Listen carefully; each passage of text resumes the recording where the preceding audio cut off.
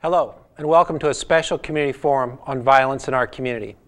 I'm Sean Allison, President and CEO of the Manatee County Y, and we are here at METV Studios with our very special studio audience to discuss the impact of violence in our community.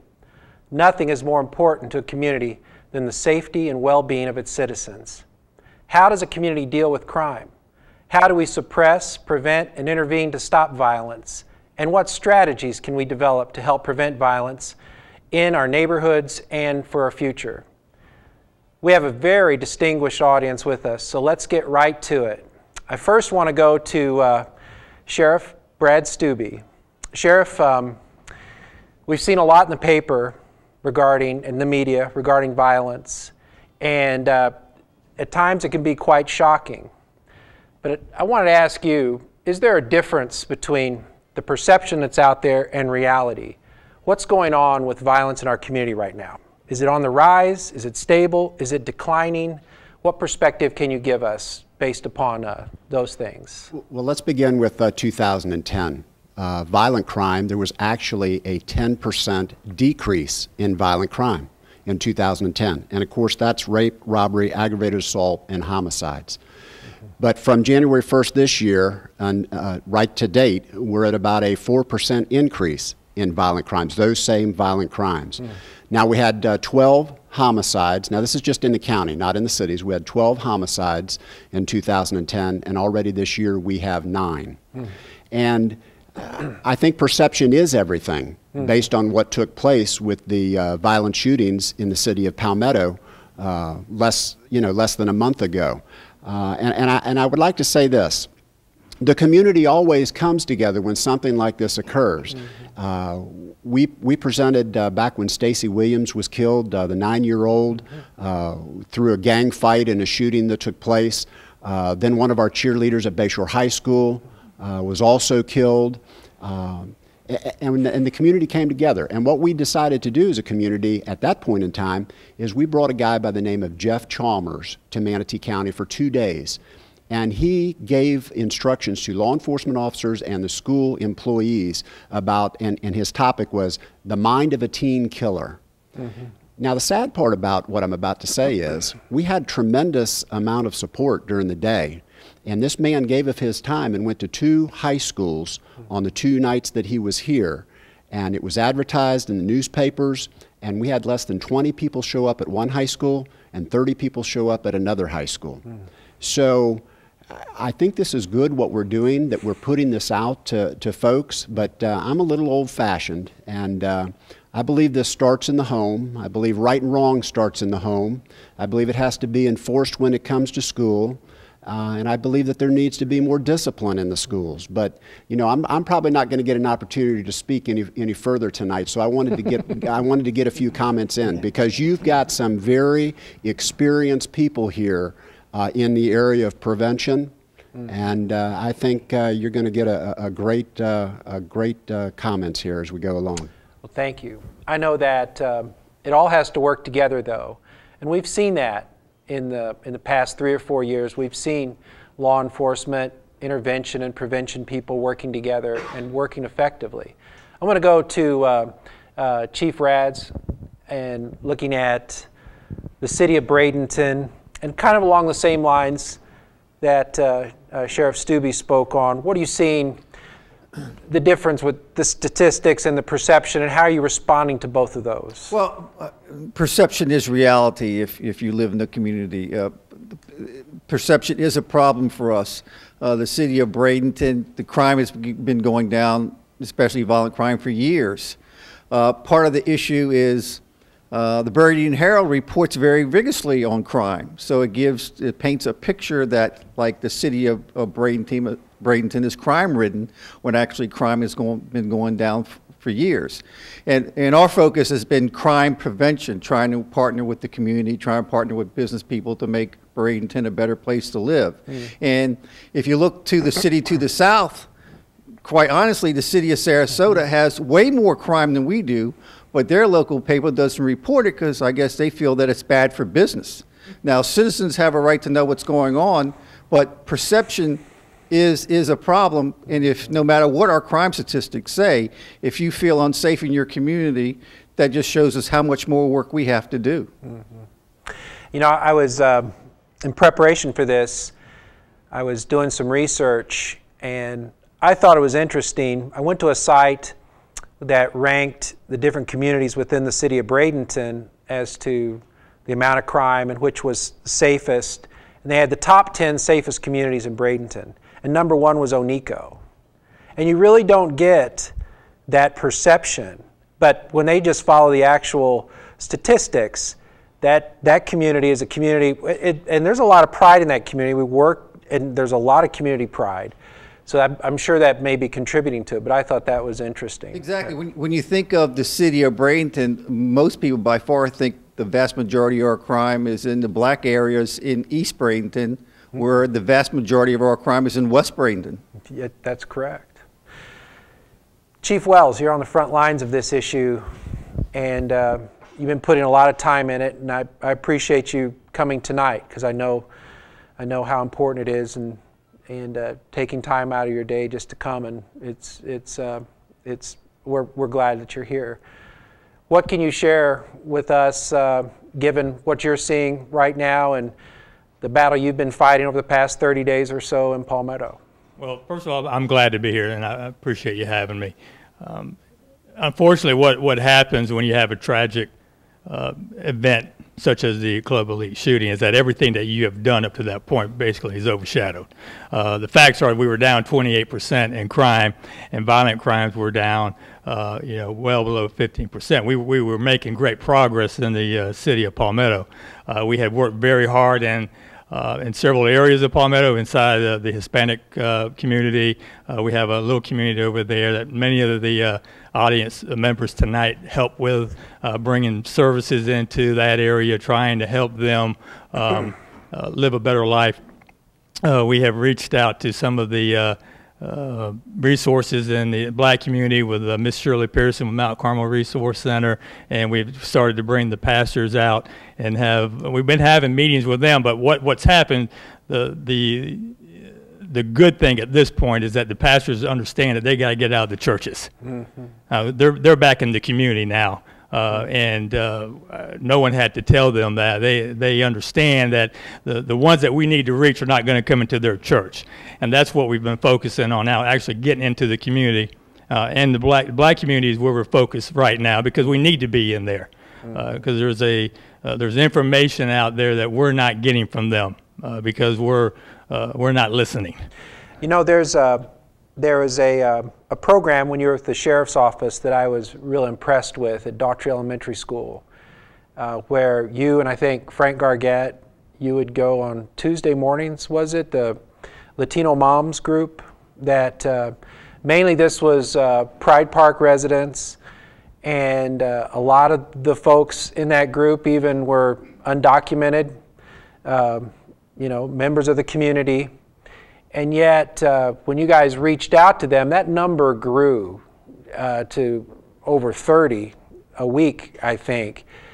What did you take away from that type of interaction with those folks who are normally maybe hesitant to be conversing with the police officer, and what kind of things did you take away? The first thing that I had to do is I had to gain their trust.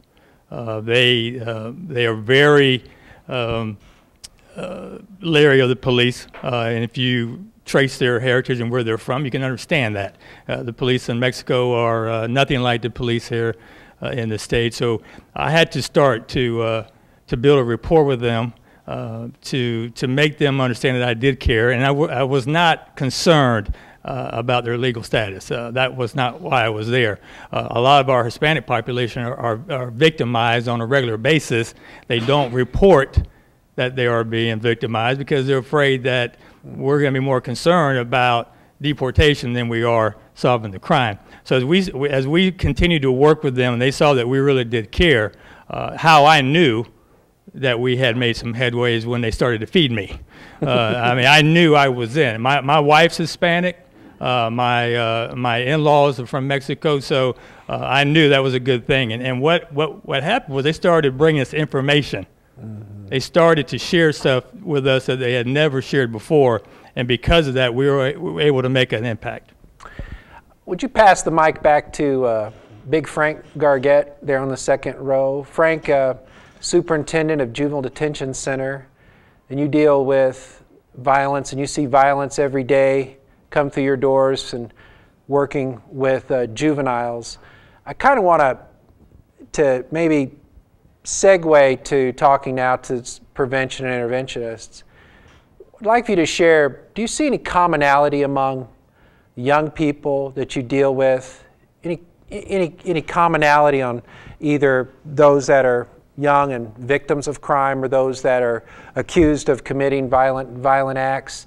What are you seeing in our young people that's common? Or well, what we see for the most part, we are a microcosm of society inside the detention center. We have everybody from all different areas of the community that are experiencing different things in their life. And what you have is there's a lot of victims that's been exposed to trauma while they're out in the community and they're being victimized all the time, that becomes second nature to them, and so they just figure they might as well continue on the same in some cases. A lot of these kids come from single parent homes, even some of them from dual parent homes where they just excuse me, the parents have to work 2 jobs in order to pay the bills, so there's a lot of free time for them.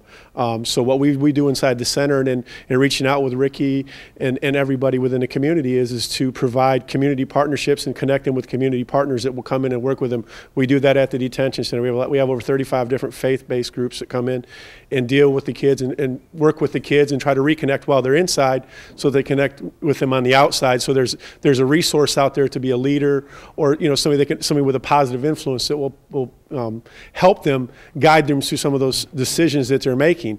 Idle time is what's causing a lot of the problems. So what you see is a lot of kids with a lot of idle time.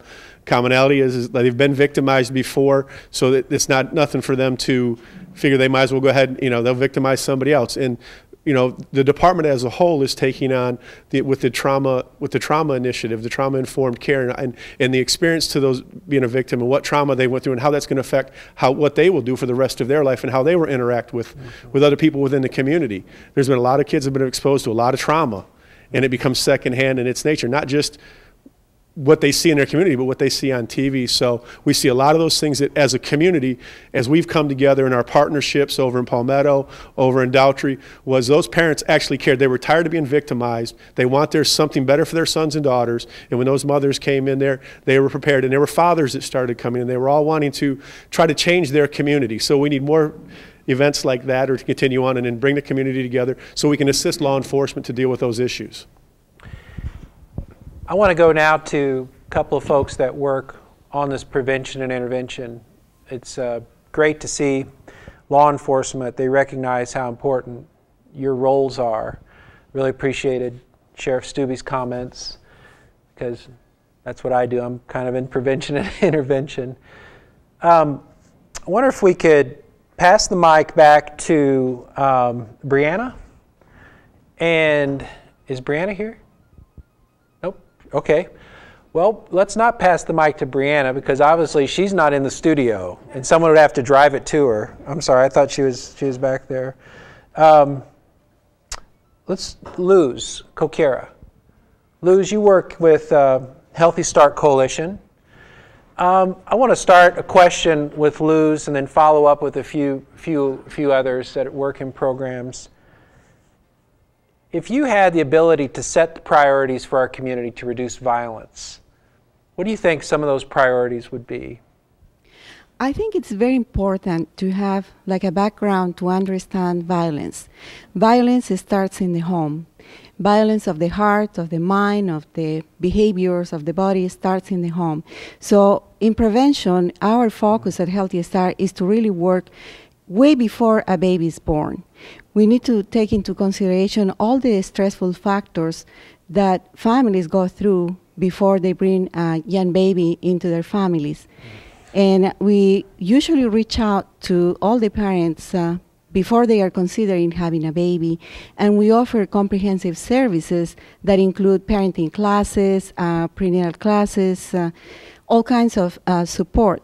But it's also important that we take into consideration the cultural and linguistic aspects to provide competent services. So we've made an effort to have bilingual workers in our staff. I think we have an equal number of English and Spanish-speaking workers, even more as the sheriff's office has. At one point, we had more.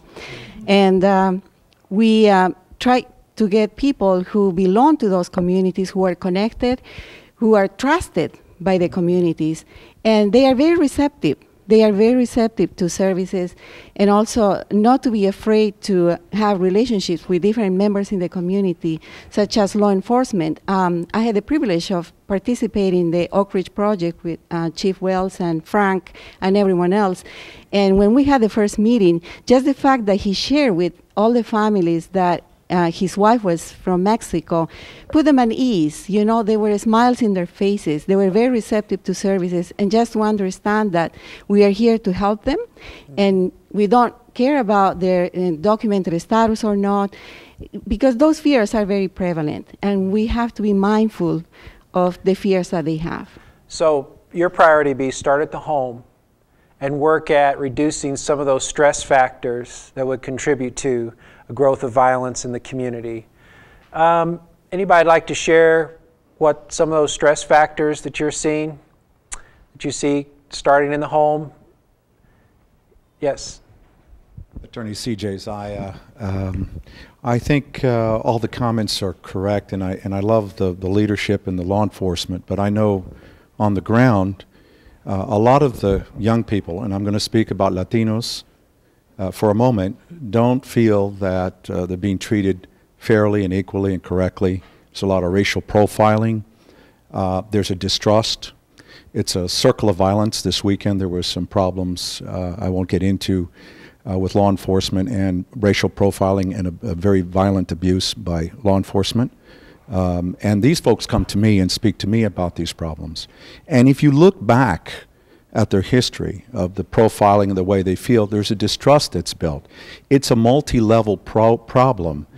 For example, if you want to solve crime in the Mexican community, you don't send a Puerto Rican officer, even though their name is Sanchez. You would have more Mexican-American, if you will, law enforcement officers. Just like if I would think there's African-American crime, it's easier to send an African-American officer in than some guy from Tennessee. I don't know. Maybe I'm wrong, but I know that in the Latin community, there's a difference between a Cuban, a Puerto Rican, a Mexican. It's not racism by the chiefs and the folks at the top or the county administration. Is sometimes ignorance, or it's difficult for them to find qualified Mexican Americans to serve in the law enforcement in the community.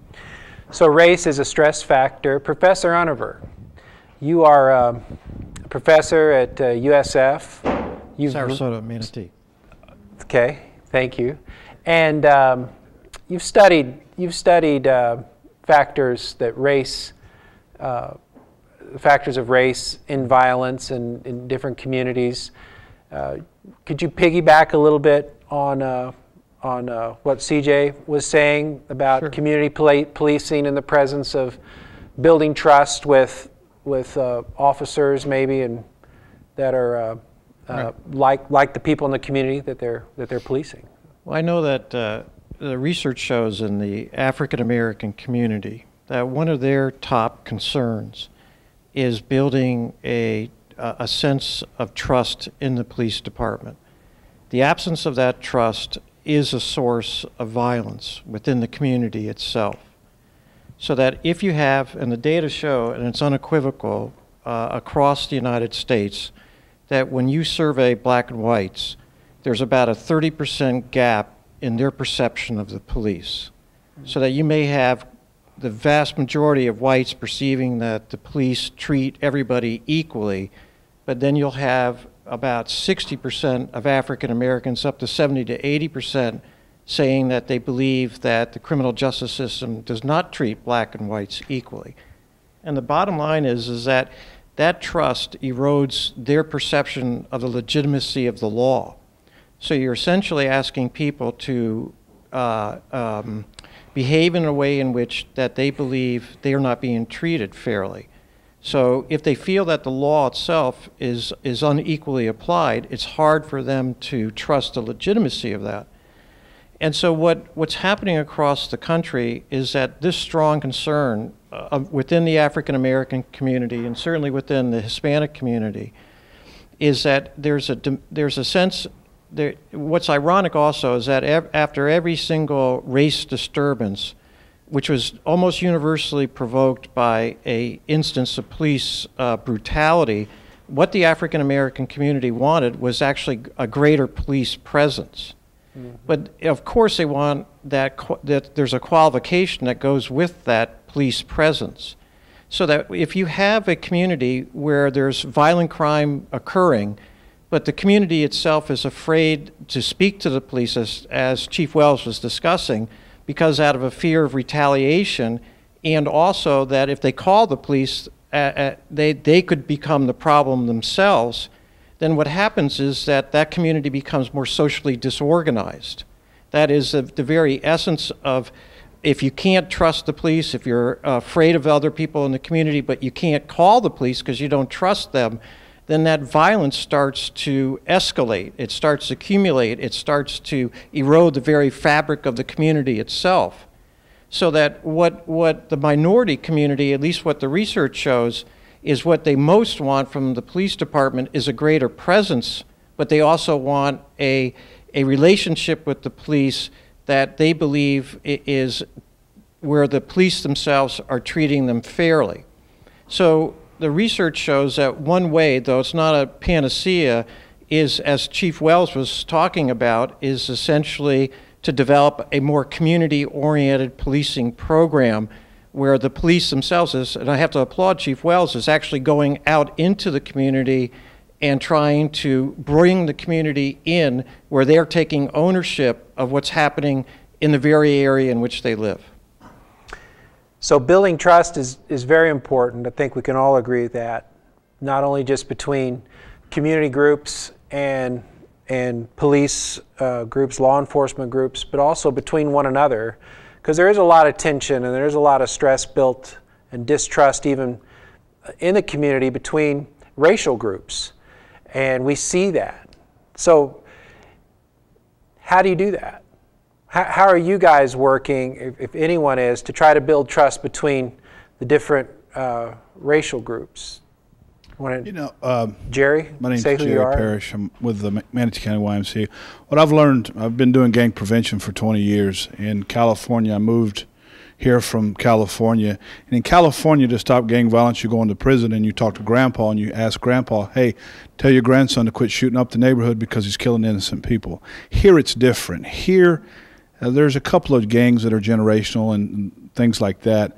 But what I've seen here, I've seen a sheriff's department and a guy that cares for his community. I've seen the police care for the community. I've seen Sheriff Stubbe go into those neighborhoods cooking burgers for right in the middle of Pride Park, and I was like, this is going to work. What we've done in the last 5 years is build relationships with every gang member on the planet and say, hey, what do you need? My job is to get rid of the excuses why they're in gangs. If it's food, we're going to get them food. If it's clothes, whatever their needs are. If it's poverty, we're going to help you find a job. And that's the simplicity. So what we do is we go in these neighborhoods that are most violent. We build relationships. And what you see here is a group of people that have been working together, Luz, myself, Frank, just working together for one purpose, and that's really to build relationships, and relationship is key. And so what the YMCA has been able to do is surround those families that have kids that are in gangs. My job is to stop it from becoming generational. So we mentor those kids that have little brothers, little sisters, somebody that's in a gang. And it's not rocket science. It's caring for another human being, regardless of his race, color, creed, where he's from, what his religious affiliation is, and saying, you know what, you're going to be something. How can we help you? Well, let's bring it down to that level for a moment. I want to go to Henry Lawrence. Spent a lot of time in communities. I know your heart for young people. What do you say?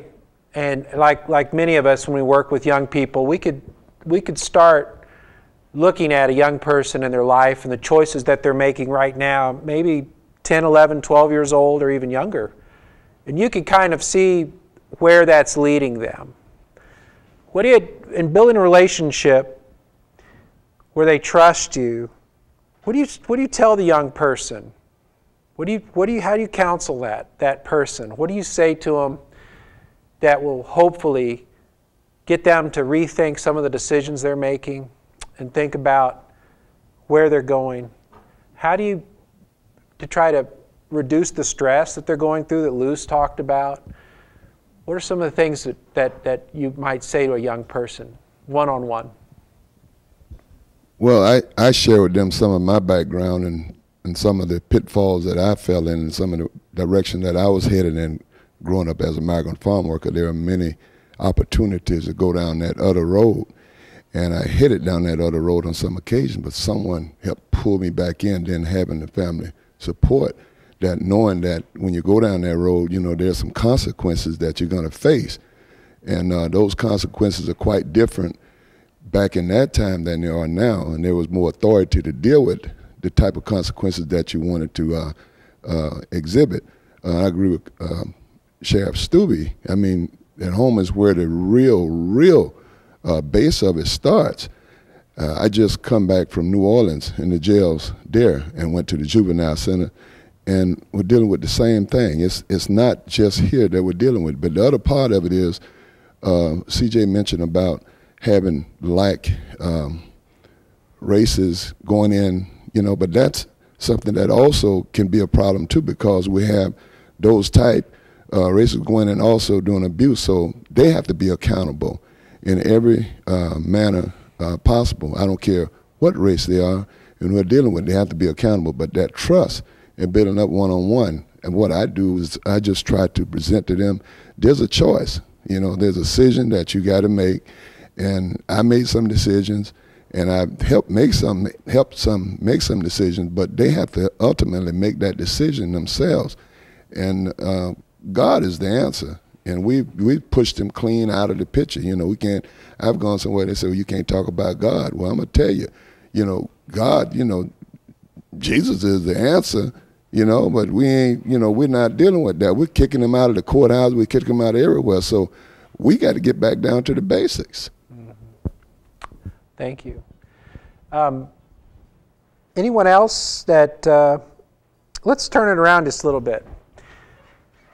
Someone who's a victim of violence, someone that may be going down the right road, but they're confronted with violence. It may be at school, it may be in the neighborhood, but they're confronted with it. And in some cases, it may be a horrible traumatic experience for them. When you talk to those folks, when you talk to people who are victims, what do you guys counsel them? What do you say to them? Is anybody here from Hope? No. So what do you say to those folks that are victims of violence? Anyone? Yes. Ed. Get a microphone there. We took 212. Ed Dick, right? Ed Dick. Yes, okay. And I'm not with anybody except Joanne. Thank God she's still with you, too. Praise God. We took two 12-year-olds who had been abused. I mean horribly abused. After 2 years, one broke my nose and left the house. The other grew up with us. And it took her 2 years. Every day when they would go out the door, we'd say, "I love you."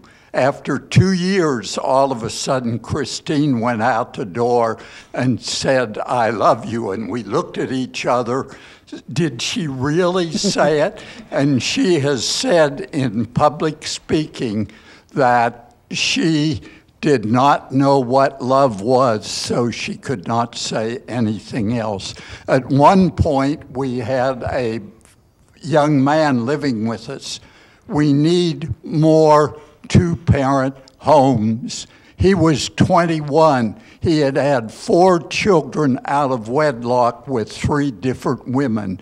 We found him. He was living, according to them, he was living in a bedroom in our house, getting one of the girls that we had taken in for Solve, getting her pregnant before we found him. We've got to have more two-parent homes. Thank you. Anyone else? Yes. Tim. Okay. Tim McGonigal, Superintendent of Schools in Manatee County. Sean, thanks for doing this tonight. I guess one question I have is when a parent suspects something's happening with their child, they're staying out too late, they're with the wrong crowd, the grades are slipping, what can a parent do? Does law enforcement or anybody have any advice?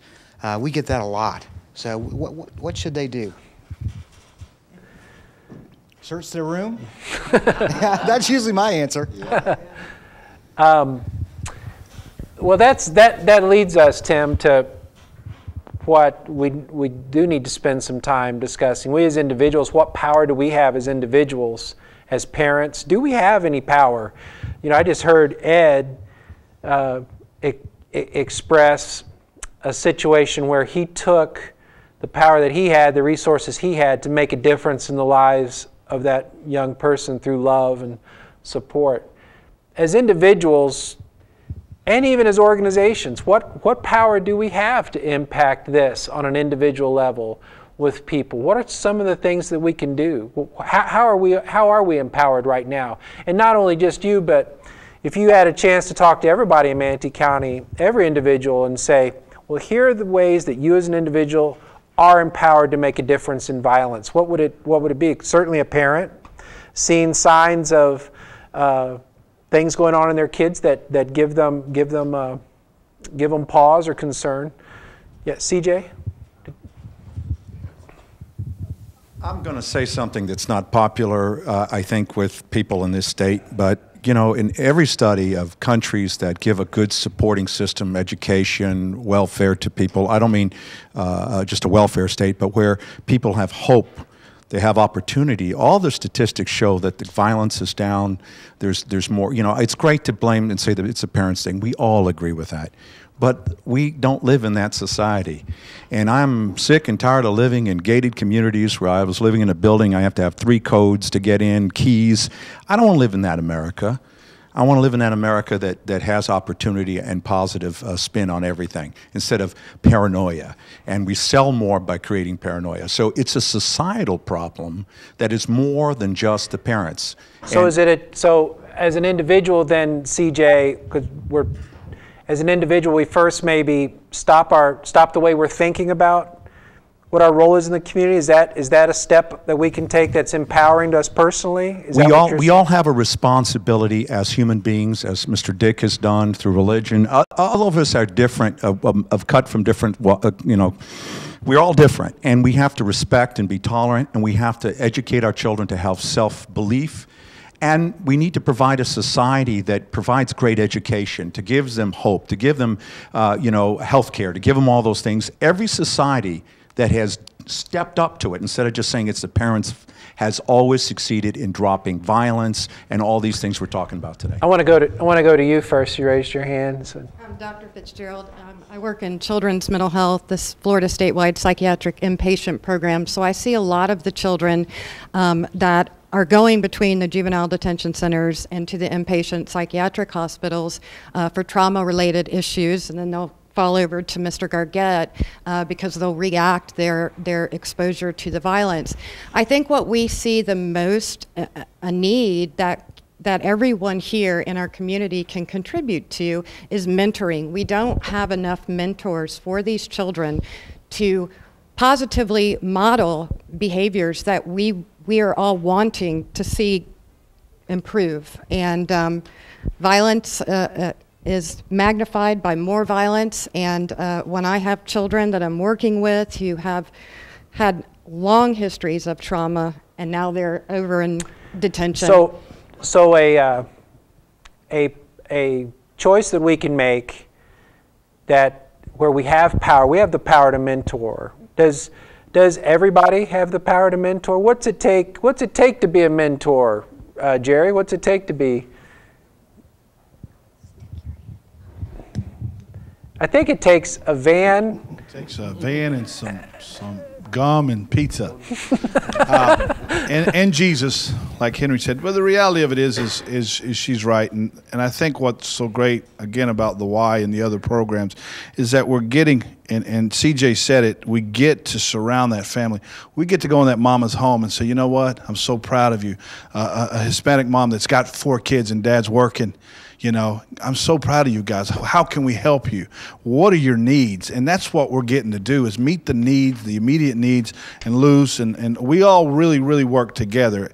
This is a community forum. This community's got more programs and more people to help than any community I've ever been a part of. And I lived in LA, I've lived in Fresno, I've lived in San Francisco, and those guys are great, but they're dealing with an issue they'll never get rid of, and that's the hierarchy of the gang, the generational thing. Here, we don't have that. We can stop this. We can live in safe communities like CJ's talking about.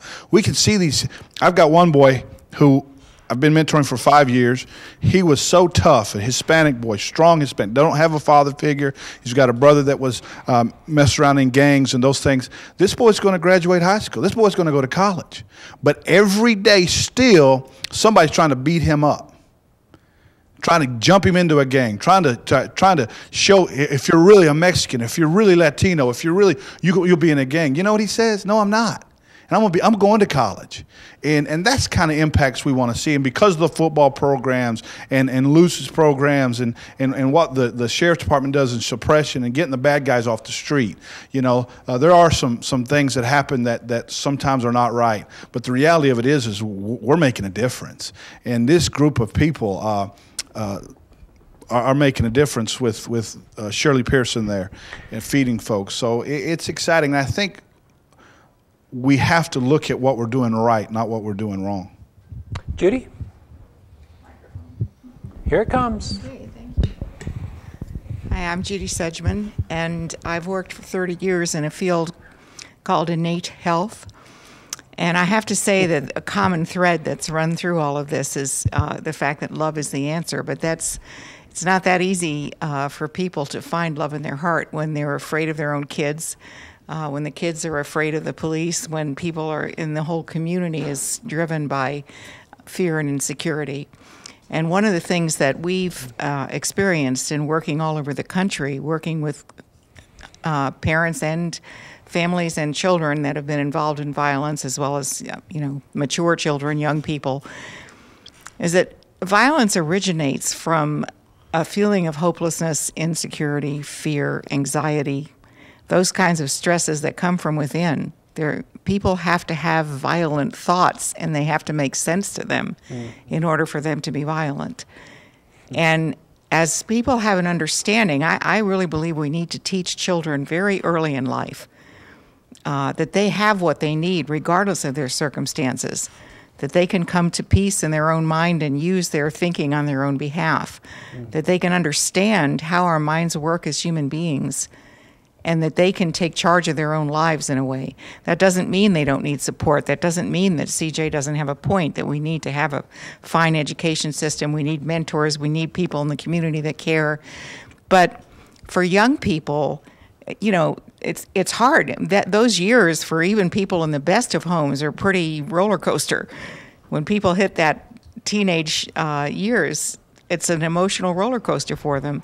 And if we can give them the understanding to ride that roller coaster and understand how to use their thinking on their own behalf instead of falling victim to their most frightening thinking, I think that would go a long way to helping kids. Judy, I want to I want to ask you a follow-up question because I heard you talking about a community program that you were involved in. And I think on an individual basis, and this goes to we as organizations, where can we find power as organizations to affect change and violence? And you were able to mobilize a community through some, law enforcement folks will appreciate this, through some wanted posters. Oh, yeah. Would you mind sharing just real quickly? Yeah, I can't take personal credit for this. It was a colleague of mine in California named Dr. Roger Mills who worked in underprivileged communities most of his life. He passed away last year, God rest his soul, but he worked with a group of people in a community, and there's video of this that's almost unbelievable. And it started with basically community policing with a policeman who understood what I've just talked about, the way people use their thinking and so on. And this policeman and several of Roger's colleagues went in and they worked with the mothers in the community. And they taught them that you need to have a free and clear mind. You need to be able to be creative to solve problems in the community, and that your community will know best how to take care of itself. The problem in this community was that it was pretty much dominated by drug dealers, prostitutes, criminals, and the average person who lived there just was victimized in their own home. They just didn't dare leave the house after dark. Kids couldn't play outside. There was no life in the community. So these women got together and they thought, you know what? They were afraid to call the police, not because they didn't like the police, because they had a very successful community policing program, but because they were afraid that somebody would find out who did it and they'd be shot. They were afraid of their own neighbors. So they waited until broad daylight. They got together and they made a plan to create wanted posters like the old Wild West. They had that old Wild West lettering on them. And they got pictures. Everybody, all the criminals in the community lived somewhere. They were somebody's son, somebody's brother, somebody's neighbor, somebody's ex-boyfriend. People had pictures. And they made these posters, wanted, anywhere else but here. And at broad daylight, when the criminal element is all sleeping, because they're up all night, these women ran out en masse and they posted these posters on every pole in the neighborhood. And then somebody left the neighborhood and went pretty far away and made a phone call to the police and said, if you get there quick, you'll get pictures of everybody you're looking for. And believe it or not, within 2 days, the drug dealers were gone. But that's a solution that can only come from within, from people who clear their heads and see something. So sometimes, as organizations, then, we have power to affect change, and particularly in the topic tonight is violence. If we really engage the community that's being impacted by it, yes, and draw from their experience, their ideas, rather than thinking that, well, shoot, I've got all the binders on the shelf on this issue. I went to all those, you know. We should never be afraid to pull people together. And people are experts in their own lives. I want to turn now to the elected officials that are with us tonight. And you guys sit in a real interesting place. You are accountable to everyone in the community. You're accountable to victims of crime, perpetrators of crime, people that crime doesn't touch at all. I think one of the things I've gleaned out of what we've talked about is that law enforcement, sensitive to these issues, been effective in reducing that in recent years, understands the importance of engaging the community and being in the community and trying to build trust. We've also learned that there's a long way to go in trust between law enforcement and community groups, between community groups. There is things that we can do as individuals that can impact this on a one-to-one level and as a group, in groups. You guys take all this in, and at some point, as elected officials, you'll get up in the morning and you'll get out the newspaper of record, and you'll read a headline, and you'll go into your office, and you'll have a number of voicemails and messages maybe to return. Right now in Manatee County and in your jurisdiction, how much time does the issue of violence, how much time does it take, and how much time are you spending like on the job with looking at suppression, intervention, prevention? How much time is it taking you guys? Resources. Whoever wants to go. I'm new to elected position. I'm Michael Gallen with the Manatee County Commission.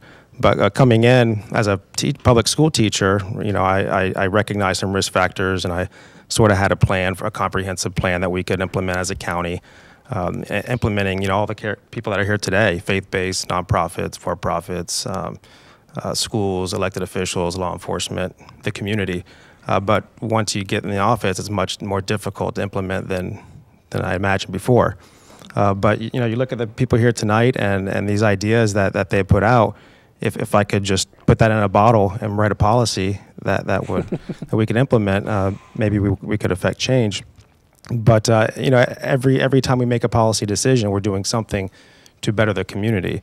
It may not directly go towards violent crime per se, but when you look at the intent of it, it really is to better the community. It may be for the family, where a lot of the risk factors begin.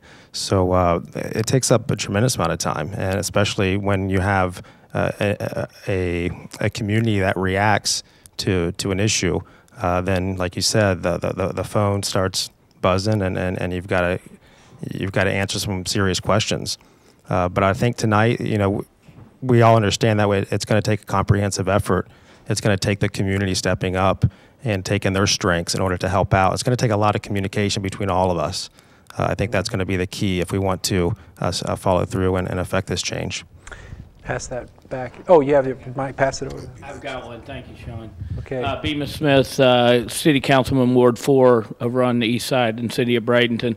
And I think what's interesting about this is you've touched on the variety of aspects that each part of the community has to play: law enforcement, the rehabilitative side. I've sat on the Juvenile Justice Board. I've been a neighborhood association president over in East Bradenton. And actually, to your question, things have been quieter for me over the last several years. When I first moved into East Bradenton, I moved into an area where my cable was shot out the first week I was there because somebody was celebrating in the street, shooting a shotgun up in the air because it was New Year's Eve. And because of the strong efforts of law enforcement, of the juvenile justice, and the resource community that's out there, there's been tremendous progress that I've seen over that 10 years that I've been a city council member. We've seen efforts through code enforcement to get rid of a lot of the living situations that were mentioned earlier, where migrant families and all are taken advantage of because they aren't able to fight back, to hold their ground. We've seen law enforcement moving in through Manatee County being one of the first in the state and the strongest in our anti-gang task force starting back up.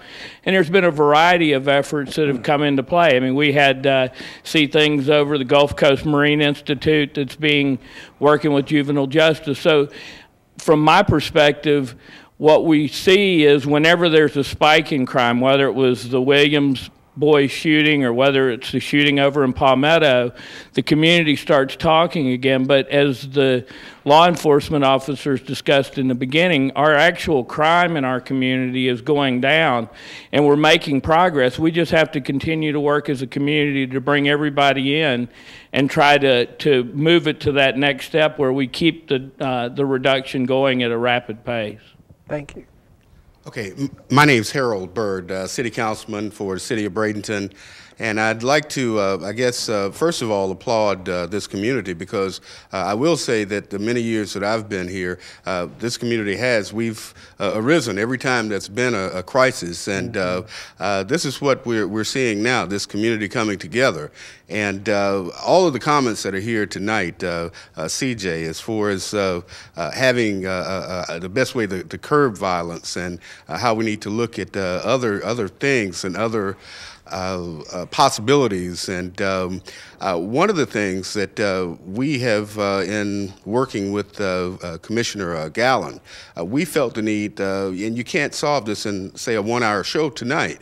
We felt the need to look into an advisory commission. And you talk about how much time, and we had talked before coming in here, so a lot of time has been put forth, and I don't know if he wants to respond any further, but in trying to organize a committee so that it'll be in place whenever we have these types of problems. And basically what we would like to see it do, what can, as government, what can government do? What can we do to ensure that these spikes of violence, that they don't reoccur, or at least there's we're decreasing that. So we are, there's a lot of time that's going into that, and I don't know if he wanted to go any further on that or not, but we sure would like to in another show, but we sure would like to. Tim, I want to go to you, Superintendent Public Schools. I think you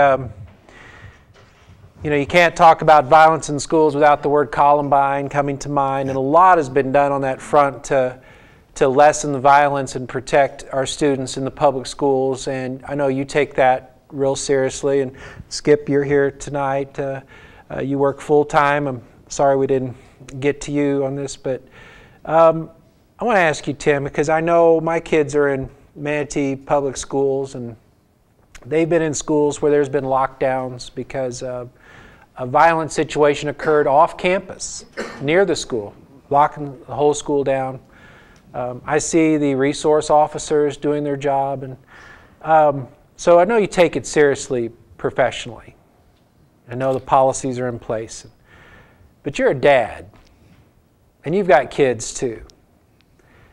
So how do you react first personally before you react professionally, or other way? How do you react personally when you see it in our community before you act on a professional level?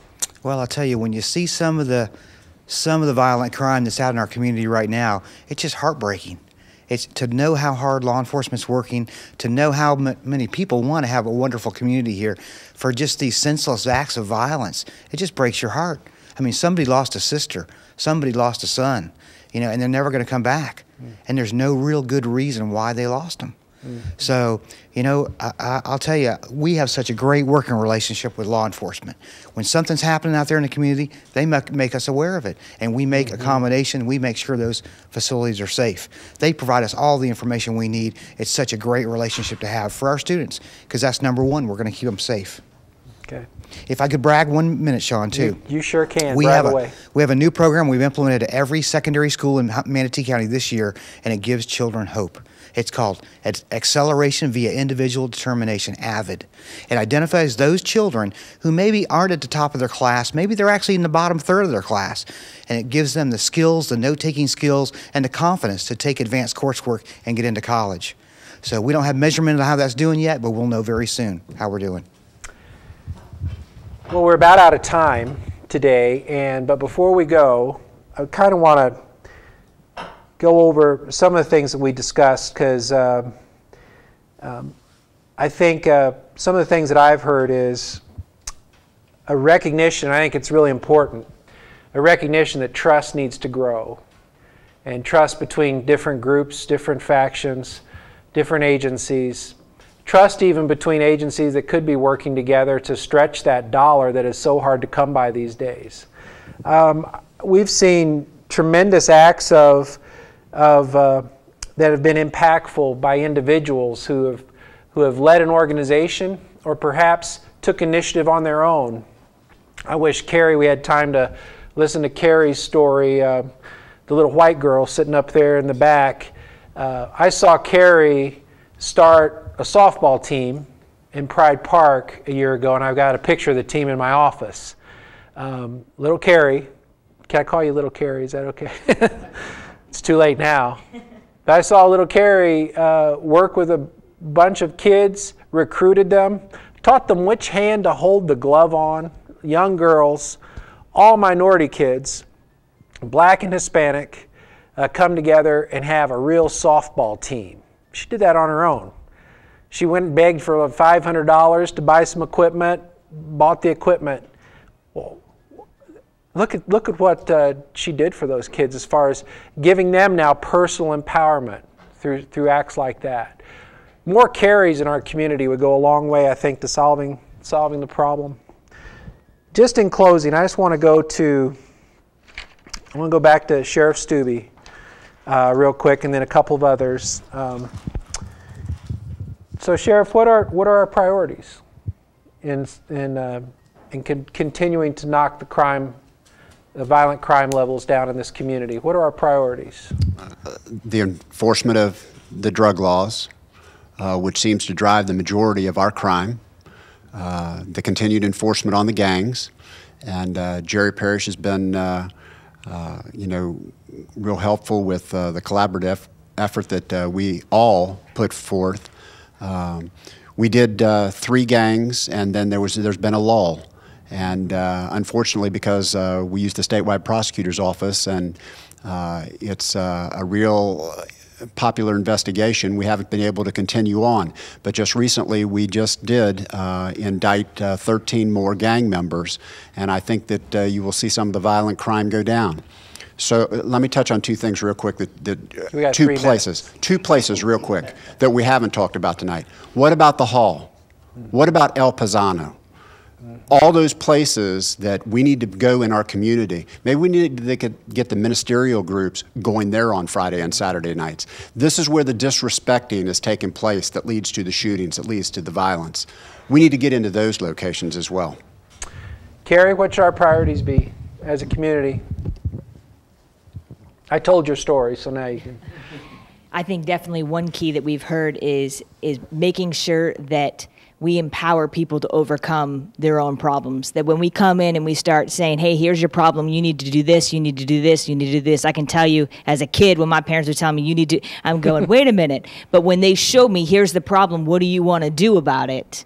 Then it empowers them to begin to make a difference. And that's what I saw beginning to happen through softball. And so if we can begin to mobilize people to come into the community with that attitude, what can you bring from sports, and what can you bring from music, and what can you bring through tutoring to begin to build relationships? All of those are just avenues through which we can build relationships with these kids and with these families. That's my goal, to be in those families, and I think to begin to empower them to overcome. Dr. Univer, what should our priorities be? Well, it sounds like you got a tremendous number of people each doing their own thing. And I think that what would really help is if they had a comprehensive theoretical framework that would integrate everybody having a common purpose. And I do agree that it's about community empowerment. And if you could think about how all these groups doing their individual thing have this theoretical framework of how we can build a stronger community, I think that things would start to develop. But the bottom line is, if you're living in a community and you're afraid to call the police because of retaliation, that's going to be a community that's going to remain disorganized and very difficult to empower. So until that fundamental problem's addressed, I think everybody's going to be missing, and they're going to be doing their individual thing without producing the results that they would like. You had the microphone, is there? No? I think we've talked a lot about different races and different communities, whereas we're just one community. And I think a lot of times, though, we need to look at the poverty issue. And that's one of the things that we've done in our schools, and we've alluded to that, to go into our schools and ask our parents, what do you need? It's not us going in and saying, this is what we're going to give you. And I think one of the best examples I can give you is at Samoset Elementary School. Years ago, when I first started my position with the school system, I would go out and talk about all the different resources we had. And it wasn't until I was at one of the meetings that finally dawned on me to ask those parents, what do you need? And there was one parent there that spoke very little English. I spoke very little Spanish. We were able to communicate, and because of that, we started a program at Samoset because he told me what he needed. He needed a GED. That parent went on to become the SAC chair at Samoset. He went on, with our help, was able to get his GED, went on and actually graduated from college and is now working on his master's degree. That's a parent that's still involved with that school. So I think it's us coming to terms with the economy issue, because it's hard when you're living in poverty. You're working every day just to survive. So you may see that these resources are out there, but until you're able to get what you need to survive, you're not able to realize everything else that's going on. So I think for me, it's going into the community, working with our schools, working with everybody else, because I think we do have that collaboration. I think we do have the framework in place. It's just going back into the community and empowering them to take back their community. One more set of priorities, anyone?